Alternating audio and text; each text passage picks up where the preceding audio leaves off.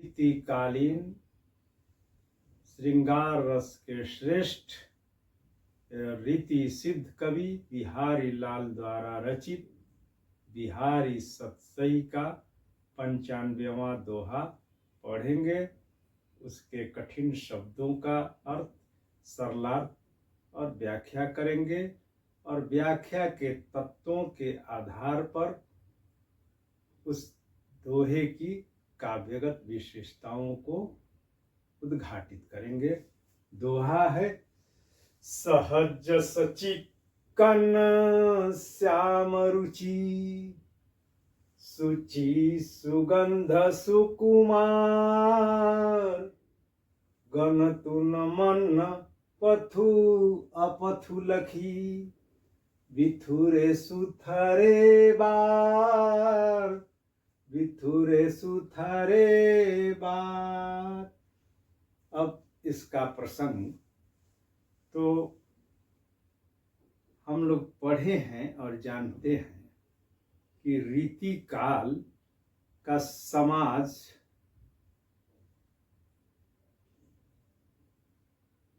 अय्यासी में जो है व्यस्त था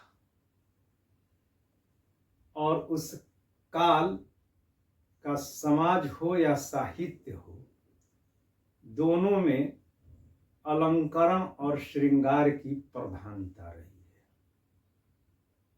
कवि अपनी कविता में अलंकारों का जो है प्रयोग करके कविता को आकर्षक और चमत्कारी बनाता था। वैसे ही अपने उन पदों में, दोहों में नायिका के अंगों का अलंकरण और श्रृंगार करके उस काल के दिलफेक अय्यास राजाओं, राजकुमारों और संभ्रांत लोगों की दमित काम वासना को भी तृप्त करने का प्रयास करता था और उसमें वह नायिका के नख से, यानी कि पैर के नाखून से लेकर के उसकी शिखा तक, यानी कि चोटी तक का बड़ा ही आकर्षक, मनमोहक और कामोत्तेजक वर्णन करता था, जिससे कि राजा या राजकुमार या वह संभ्रांत व्यक्ति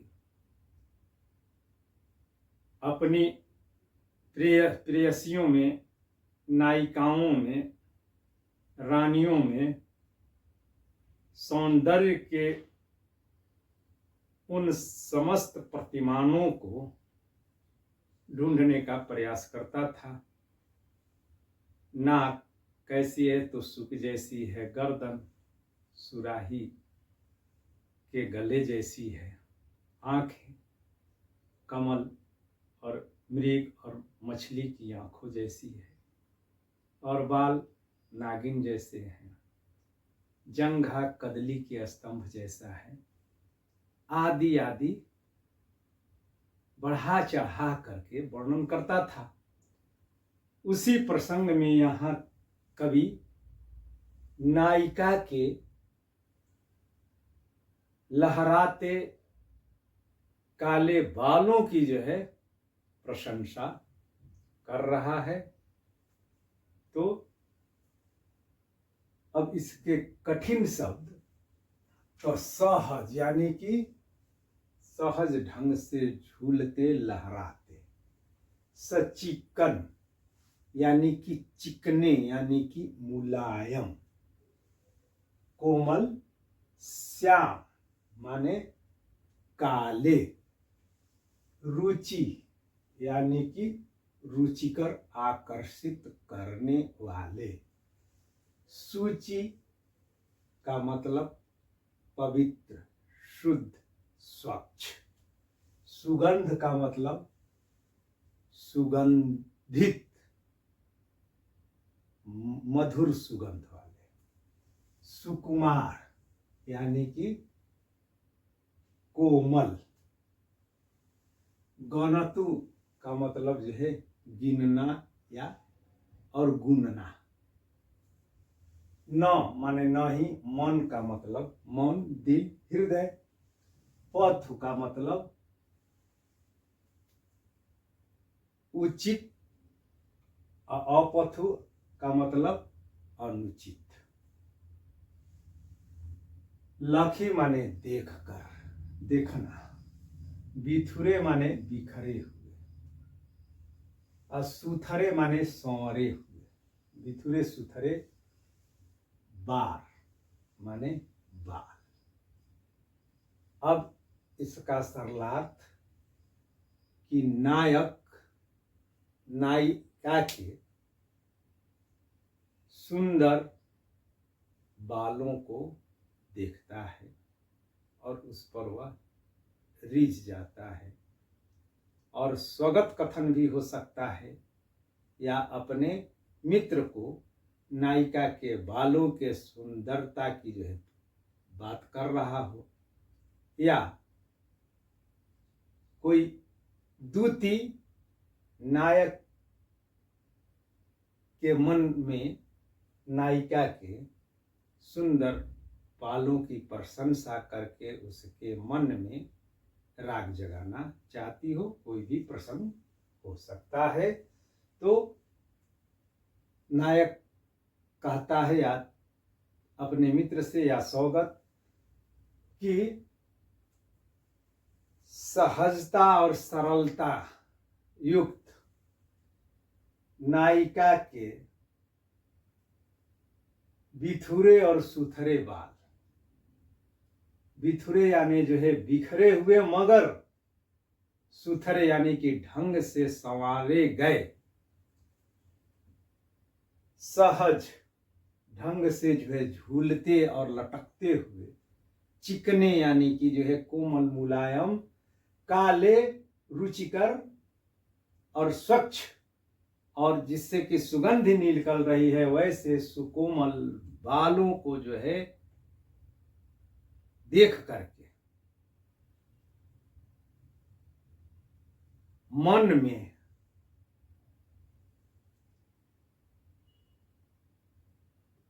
पथ यानी कि उचित अनुचित का भेद मैं भूल गया, और ये गुण नहीं पा रहा हूं कि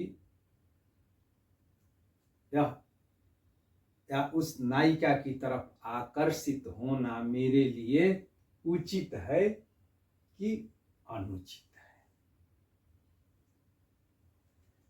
अब इसकी जो है व्याख्या के तौर पर कि नायक नायिका के लंबे लहराते हुए, सहजता के साथ जो है लहराते हुए, सुंदर, आकर्षक, कोमल, मुलायम, चिकने बालों को देख करके वह उस पर जो है रिझ गया है।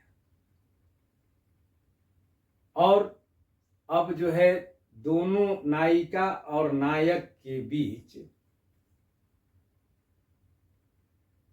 वर्णगत, जातिगत या उम्र को लेकर के भिन्नता हो सकती है या भिन्नता है। तो अब कि उसके प्रति आकर्षित होना यह उचित है कि नहीं है, यह बात वह जो है समझ ही नहीं पा रहा है। इसी का इसमें वर्णन है। अब इसमें विशेष तो रीतिकालीन परंपरा का इसमें निर्वाह हुआ है, जिसमें कभी नायिका के सौंदर्य के वर्णन के जो उपादान है नख से लेकर के शिखा तक का, तो उसमें से जो है नायिका के बालों के सौंदर्य की जो है प्रशंसा करके नायक को रिझाने वाला, उसकी कामोत्तेजना को बढ़ाने के निमित्त यह दोहा रचित है या रचा गया है। और भाषा ब्रज भाषा है, साहित्यिक ब्रज भाषा है, लालित्यपूर्ण है और मोहक भाषा है, और शब्दों का सहज सटीक और आलंकारिक प्रयोग के कारण यह दोहा जो है गेय बन पड़ा है, जिसमें वर्णों की जो है आवृत्ति के कारण गेयता आ गई है। और नपे तुले सटीक शब्दों के माध्यम से कवि नायिका के जो है बालों का जो है आकर्षक मोहक वर्णन करने में सफल हुआ है, और उनकी इसी भाषागत विशेषता पर रीझ करके ही पद्म सिंह शर्मा कहते हैं, ज्यों निबौरी क्यों लगे बौरी चाखी अंगूर, और कम शब्दों में बहुत सारी बातें कह देना, यह जो है बिहारी लाल के दोहों की खासियत है। इसीलिए उनके दोहों के बारे में कहा जाता है कि सतसैया के दोहरे ज्यों नाविक के तीर, देखन में छोटन लगे घाव करे गंभीर। और अब इसमें जो है अलंकार तो देख रहे हैं कि स स स स स स की जो है लगातार आवृत्ति के कारण इसमें वृत्त्यानुप्रास तो है ही, साथ ही ये इन वृत्त्यानुप्रासों के कारण इसमें गेयता आ गई है, और श्रवणीयता में ये जो है गीत के समान आकर्षण पैदा करते हैं, कानों को तृप्ति पहुंचाते हैं। इसलिए इसमें श्रुत्यानुप्रास अलंकार है। नुप्रास। और इसमें पथ अपथ। अब पथ यानी कि जो है पथ्य, इसके दो अर्थ निकल जाते हैं। पथ का मतलब जो है पथ्य यानी कि सब ग्राह्य है, यानी अप्रथु अग्राह्य, और दूसरा उचित और अनुचित। तो इसलिए इसमें श्लेष अलंकार है।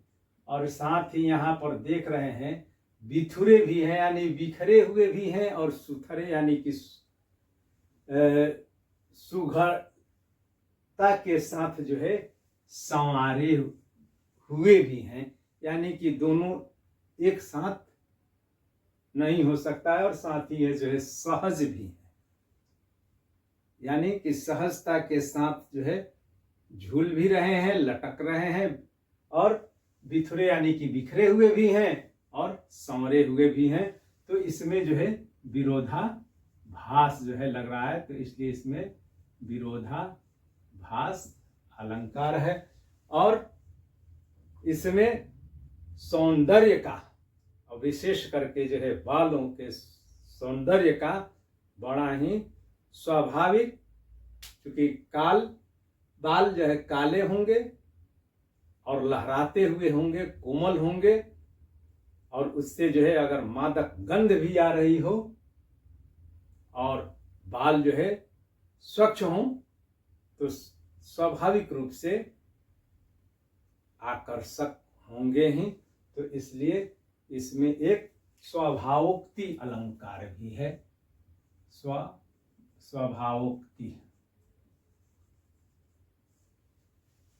और रस तो ये श्रृंगार रस की कविता है जिसमें नख शिख का वर्णन है और इसका अस्थाई भाव रति है और गुण माधुर्य, रीति वैदर्भी और वृत्ति मधुरा है। बहुत बहुत धन्यवाद। फिर मिलते हैं एक नए दोहे के साथ।